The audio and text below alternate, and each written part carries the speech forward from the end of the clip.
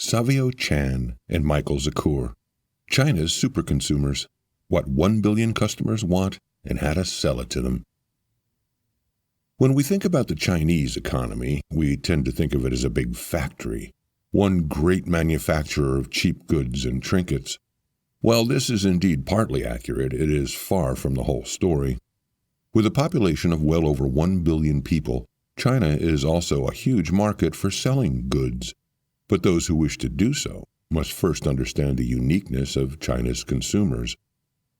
We will look at what sets China's consumers apart from consumers in the West, and the lessons that anyone hoping to break into the Chinese market needs to understand. 1. Retail opportunities are numerous in China, but dramatically different from their Western equivalents. Over the past 2 decades, Chinese culture has transformed, and the country's laws have changed along with it. This is big news for foreign firms, as legal structures in China used to hamper consumer culture. These days, however, reforms have resulted in the rapid construction of new department stores and malls across the country. The current context presents a prime opportunity for foreign firms to sell their products. But before your company dives into the Chinese market, it's important to know about the significant ways that Chinese department stores differ from their Western counterparts. First, Chinese department stores play the role of landlord to retail brands that rent space on a floor and design a miniature store for themselves in that space. By contrast, Western department stores are merchants who hold inventory and do their own merchandising. In the Chinese model, brands act as retailers, which presents a challenge for foreign companies lacking experience in this arena. Second, the Western distinction between wholesale and retail isn't the norm in China, since no corporate buyers exist in Chinese department stores. Rather, each brand is responsible for determining the product mix to order, delivery, merchandising, and staffing. When it comes to Chinese malls, the differences are more subtle but still important. For instance, unlike in the West, where brands and retailers and malls can remain in business despite poor performance, Chinese mall owners can terminate a lease if a retailer underperforms. Not only that, but unlike the typical 2-level malls of the United States, Chinese malls usually have 4 to 6 levels, with the most expensive rents on the first floor and the least expensive on top. The difference is justifiable since foot traffic is dramatically lower on the top levels. Finally, apparel, footwear, and accessories tend to sell very well in Chinese malls, while electronics, bedding, and home decor fall flat. The reason for this is that in China, malls have become centers of youth culture, just like in 1970s and 80s America. These young Chinese shoppers frequent malls to buy items like clothing that help shape their identities. 2.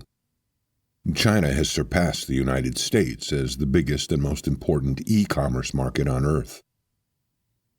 It's no secret that China is rapidly developing in terms of its economy, culture, and technology. In fact, transformations that typically occur over 5 to 7 years in more developed economies can happen in just a year in China. And this difference is even more pronounced in the world of e-commerce. For instance, according to a recent study conducted by the magazine Focus Money, in China, shoppers make 8.4 online purchases per month compared to just 5.2 in the United States, 4.3 in the United Kingdom, and 2.9 in Germany. Not only that, but China now has more online shoppers than the United States has inhabitants. In no small part, this trend is because of the Chinese firm Alibaba, the world's largest e-commerce company, which has a hand in 80% of all online purchases in China. The company utilizes a platform called Tmall, where 135,000 foreign and Chinese brands sell directly to 600 million Chinese customers. What's more interesting for American firms is that a recent study by the Boston Consulting Group found that 50% of Chinese consumers prefer American products to their Chinese equivalents and are willing to pay for the difference. As a result, American brands can often sell their products at a premium. That all being said, there are definite drawbacks to the Chinese world of online shopping. For one, brands that sell in China need to register every piece of their intellectual property in the country.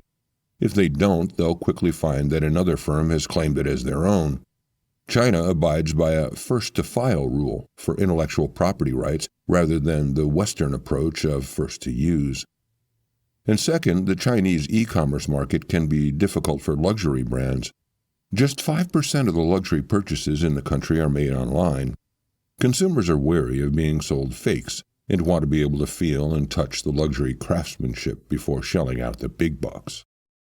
3. The foreign companies that succeed in the Chinese market do so through careful planning and strategy.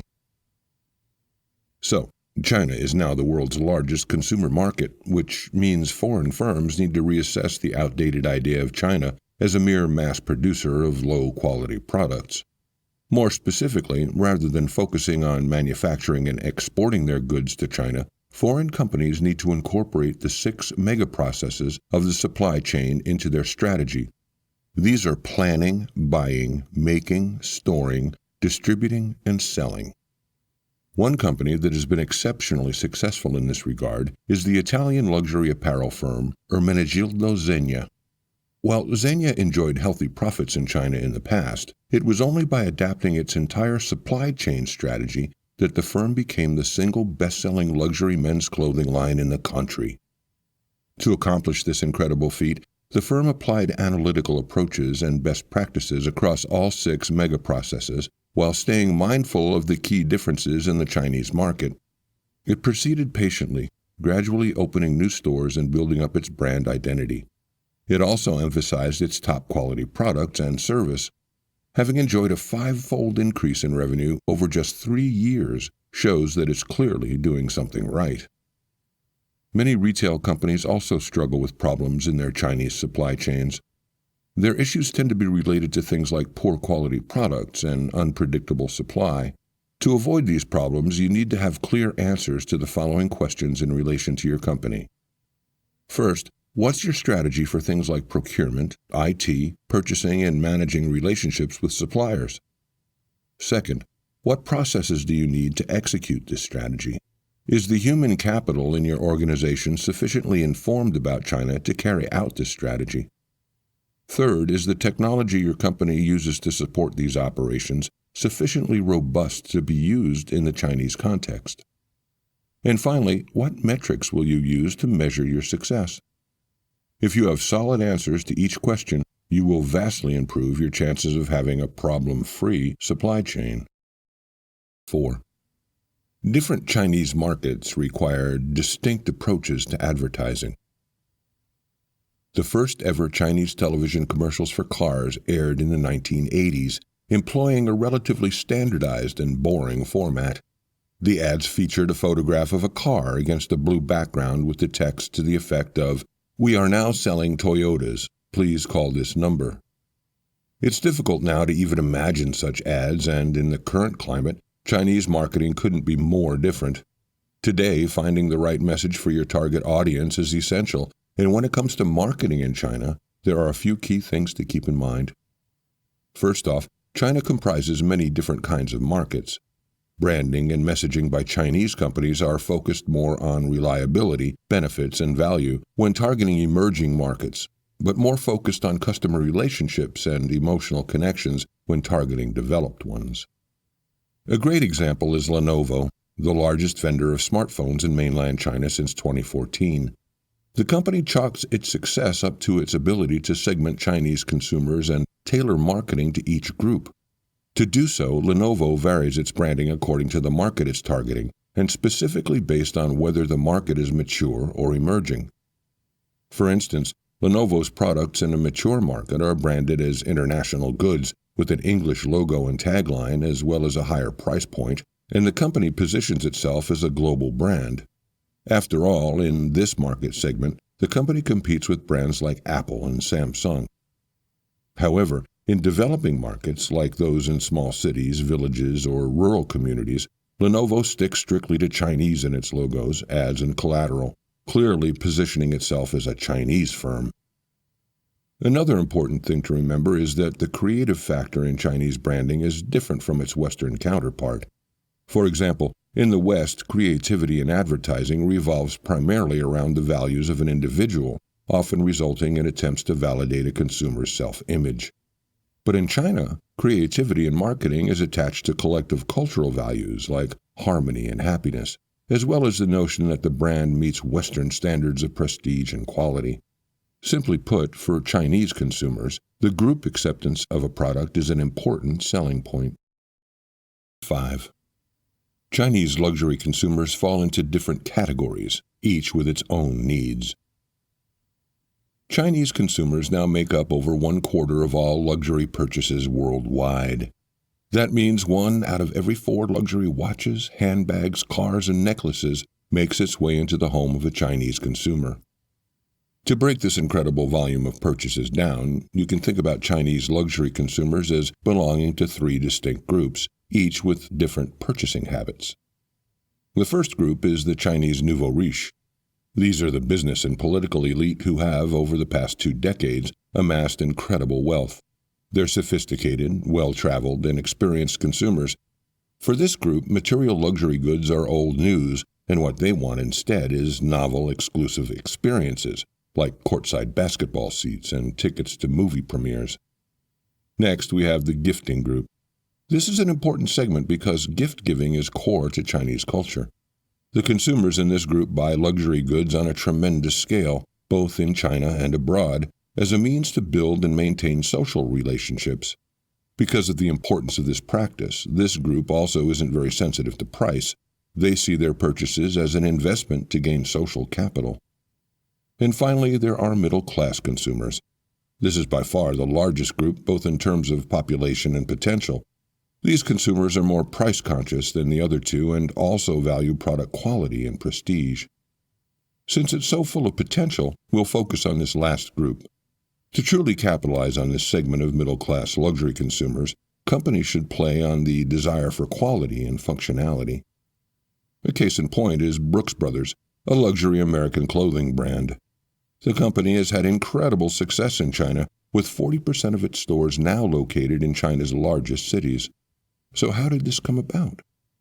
The firm carefully crafted a position for itself as the producer of exceptionally well-made clothing at a reasonable price, perfectly suiting the desires of middle-class consumers.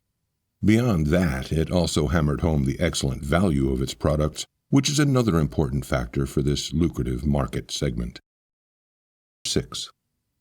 Chinese tourists represent a growing and lucrative prospect for travel and real estate companies. A mere decade ago, the Chinese government only allowed its citizens to travel to a handful of other countries. Today, things are different. Chinese nationals regularly board flights to over 150 nations worldwide, and this explosion in Chinese tourism naturally implies new opportunities for foreign travel companies. For instance, in 2001, under 10 million Chinese citizens traveled to foreign countries. By 2014, that number had grown to 100 million, and it's estimated to reach 200 million by 2020. In addition, the way they travel has also changed. Up until the mid-2000s, Chinese tourists tended to travel as part of small, highly regulated group tours because of their lack of foreign travel experience and their tight budgets. But today, group tours are exceedingly uncommon, as Chinese travelers spend more money per person per trip than tourists from any other nation, at roughly $7,000 on average. Those that do opt for group tours have higher standards, expecting more lavish accommodation, food, and itineraries. Besides seeing the world, another major motivation for the wealthier Chinese travelers is to purchase foreign real estate. This is only natural, as increased travel has given wealthy Chinese consumers a better understanding of the global property market. As a result, many Chinese families who can afford to do so are seeking to turn their liquid assets into foreign real estate and lead binational lives. In fact, Chinese citizens are the #1 foreign buyers of real estate in many major cities like New York and Los Angeles. And Chinese involvement in foreign real estate is only increasing.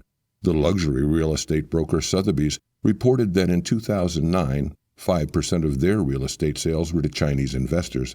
By 2014, that number had soared to 35%. Throughout their book, the authors demonstrate how the Chinese market holds incredible potential for foreign firms. But the country exists in a context unlike many others. To succeed, foreign companies need to understand the motivations behind China's growing mass of consumers. By studying the nuances of this group, your company can succeed in the Chinese market.